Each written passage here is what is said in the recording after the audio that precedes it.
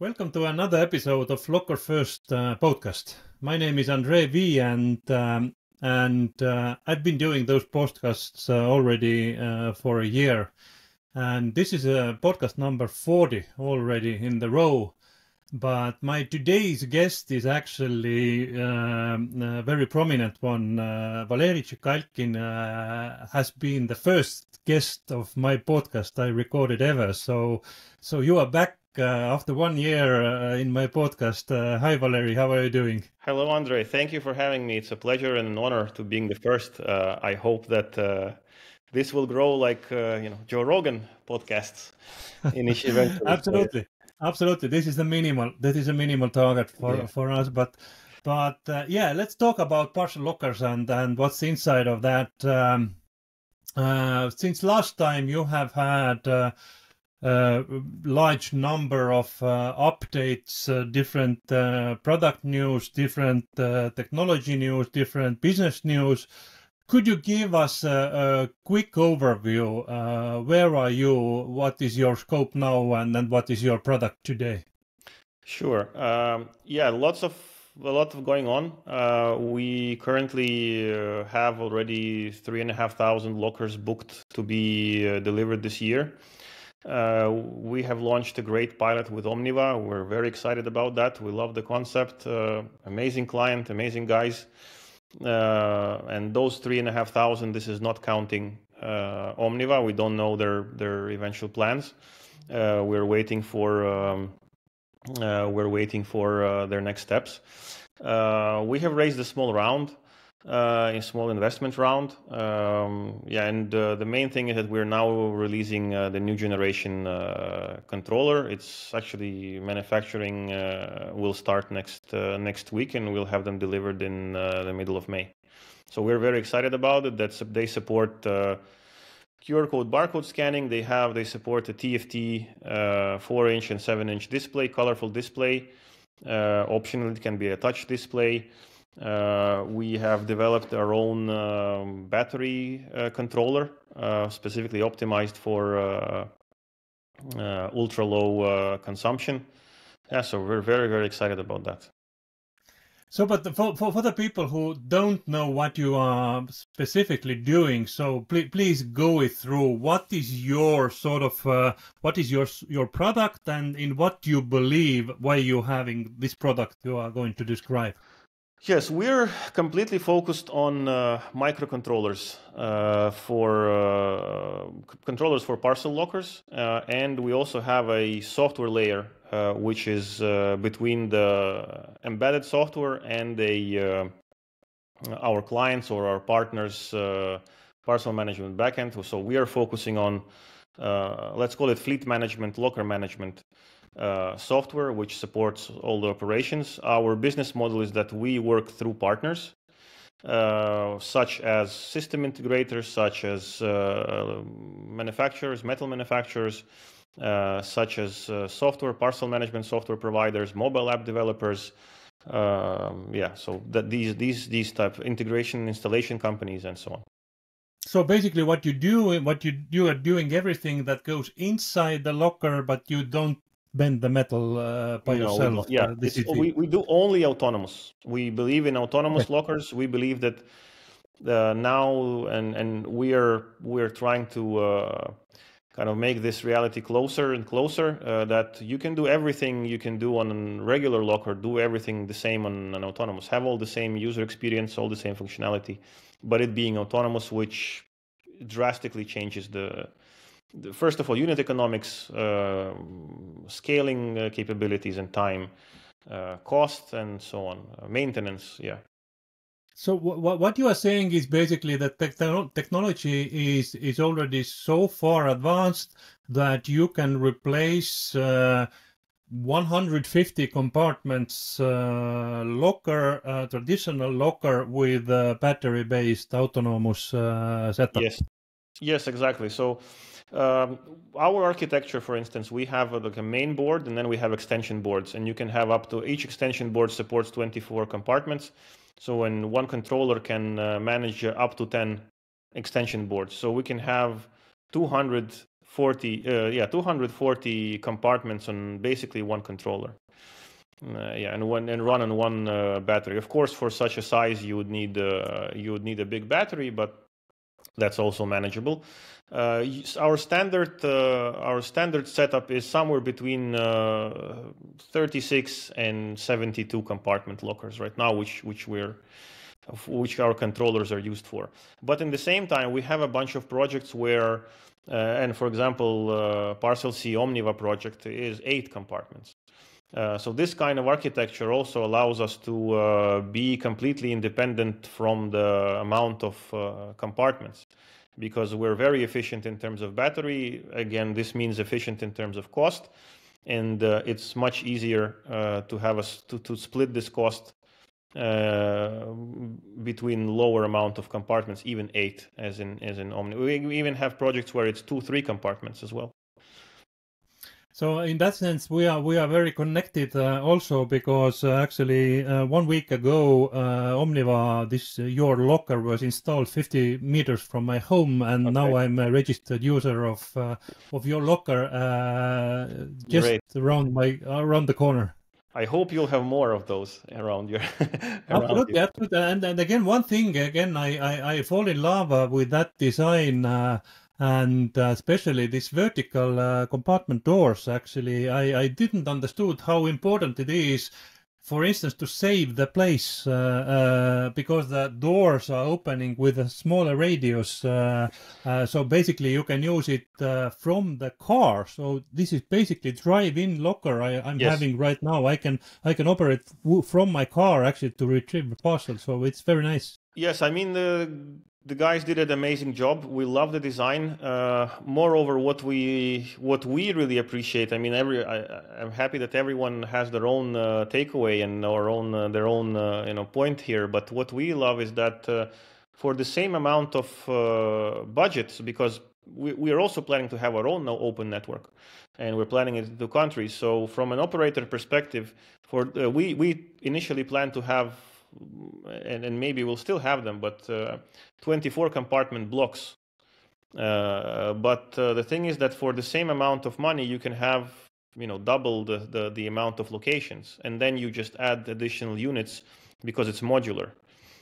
So we really love that concept, and we of course we love that our controller makes the unit economics still work, because that's a big challenge as well, to have unit economic work in an open network. That's the main thing, main KPI for occupancy rate and unit economics. Yeah. And for those who are not very technical, it actually means that your lockers doesn't have any sort of computer inside, standard or industrial computer with Linux or Windows or whatever operating system. You have designed your own specific microchips, basically, to operate only those functions that are needed in your locker and that consumes very low energy. Yes, exactly. So there are 2 approaches. One approach is Linux-based or PC-based, and one is microcontroller-based architecture. So we have been doing microcontrollers for the last 10 years for other verticals. So we've managed to kind of exploit this expertise which we had in the team. Because we're also working together for quite a while. Overall, our team was responsible for releasing over 30 different types of microcontrollers. So we are really experienced in that. The difference in approach is that if you have a microcontroller, it's very optimized in terms of power consumption, and the difference is tens of times. Whereas Linux is, it consumes, even if it's off, even if you turn it off and it's still connected to a power source, it consumes tens of milliamperes. So it's tens of times more than our controller. So, and what is your specific know-how is exactly to be very effective with the power, and that means that you can also use smaller batteries that are not so expensive, and it's again good for the price. Yes, exactly. We're trying to be very efficient, and so the problem with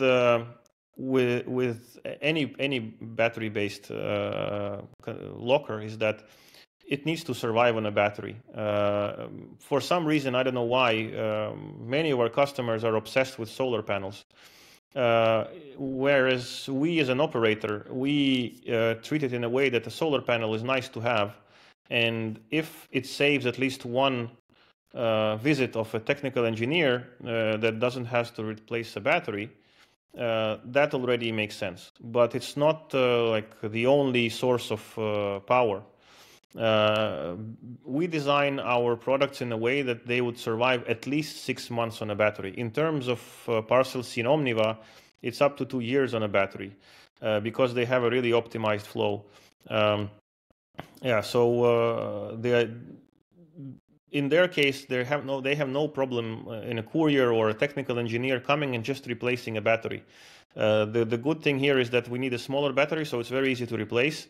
And since it's a smaller battery, we can use advanced chemistry such as lithium batteries, where we can measure everything, and they're lighter. So it's also a challenge for if you carry a 25 kilogram battery to be replaced, it's quite complicated. The other issue with only solar approach is that what we see again as an operator and from our customer projects is that only 70% of locations are working with solar panels, and there's constant sun throughout the year.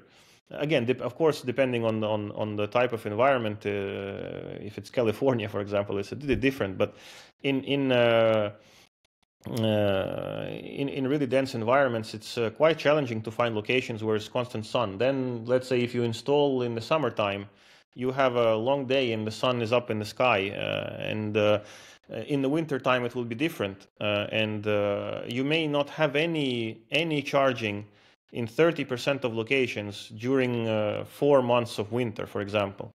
So how do you plan that? How do you plan the installation? How do you measure everything? This is a huge overhead, and we really want to avoid it. And that's a really downside of Linux-based and PC-based approaches. On the other hand, they have a huge upside where they add functionality 5 times faster than we do. They just plug it in some cases and it works. They write some, few lines of code and they support, let's say, a camera or, a payment terminal. They have this advantage. So in some cases they can definitely win, but if it's a large installation, a large fleet, and you want to be independent of the sun, and this is what we want, and this is what we see as an operator. Actually, when we started thinking as an operator, we have really thought through many things which we didn't even realize when we were just a vendor. Okay, so judging from your description, I understand that you as an operator, you think that changing battery in every 6 months is okay. It's a reasonable time, and going further or doing it every year, or some claim that they have 10 years battery life in the lockers. This is unnecessary, and most probably this is also not true. I mean, it's true assuming it's devil in the details as usually. Assuming you have constant sun, yes, it's true. But I mean, you can have constant sun everywhere. You can't have that. So you need to, this is manageable, but you're then limited in terms of locations, and then you have a huge overhead in installation costs. Because let's say you arrange the location and then you arrive there and you do a study and then you see that it won't work. Or let's say you came and you see it working, but then there's no sun. Or then there is let's say they put a big billboard there and you can't, there's no sun anymore. So or a tree grew or whatever else. I mean, it's very hard to do that. In our case, we say that, okay, let's say the worst case, once per half a year, there's an engineer and it takes 1 minute to replace a battery. Since we have a microcontroller, it launches in seconds or even milliseconds. It works as you connect it to power, so there's no effect on operations. Yeah, so this is what we manifest, and what we try to do for our own network as an operator. And in the beginning, you described that basically now you can also support almost all the peripherals we are used to see in the traditional big lockers. Yeah, but it's very, very challenging. As mentioned, our development time for supporting those peripherals is sometimes over 10 times harder, because in Linux-based machines, you just plug them in. We used to do a bunch of prototyping on Linux-based boards and so on. That's why we know it very, very well. In our case, right now, as of today, the new generation, which we're about to release and we're about to ship to our partners, we already support a screen. We already support a QR code scanner. We also support constant internet connectivity, so it's always online. We have those key features right now, and we already started the developing of the next generation, which will support POS terminal, printer, and camera. There are also some minor features, but we will be able to, and NFC reader. But so there are many multiple approaches here. Ideally is to develop your own NFC reader and payment terminal, but it's a huge amount of money. You need to certify it, and we know the process, but it's at least $500,000 budget for development and certification of that thing alone. Ideally is doing it, but is there enough volume eventually to justify this kind of investment? That's the main question. Another option is to take something on the market, try to enhance it and tweak it in a way that would be highly optimized. So this is what we're doing now as well. So yeah, there are various approaches. I don't want to give our competitors information that took us a bunch of time to research, but yeah, there's a few options here, and we're currently already starting the next generation development and research and development. Okay, and based on your description, you are successful in different areas. You are opening your own networks in different countries, as I understood. Yes, we are currently, the only problem right now for us is locations. We plan to open networks in Germany and in Ukraine. Just yesterday we had the kickoff meeting for the Ukraine. Even despite the war, there is interest from local entrepreneurs. Moreover, there's huge interest. This is the factor which actually convinced us, because we didn't want to do it initially.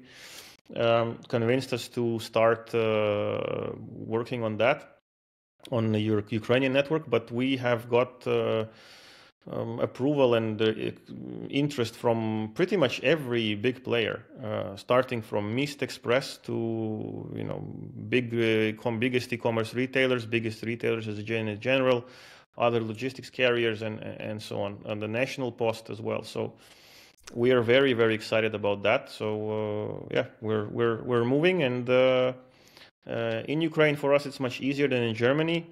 Due to the traction we had on the technology sales side, we unfortunately have been a bit behind on the schedule, but we will catch up as soon as possible.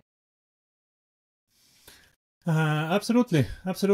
But is there anything I didn't manage to ask of you that is in your heart and in your minds that you would like to share with our viewers? I just want to thank our partners and clients. Even some of our competitors, actually. So in terms of clients, Omniva is. We can't announce all of them, unfortunately, but Omniva is a great client to have. We're really excited about that.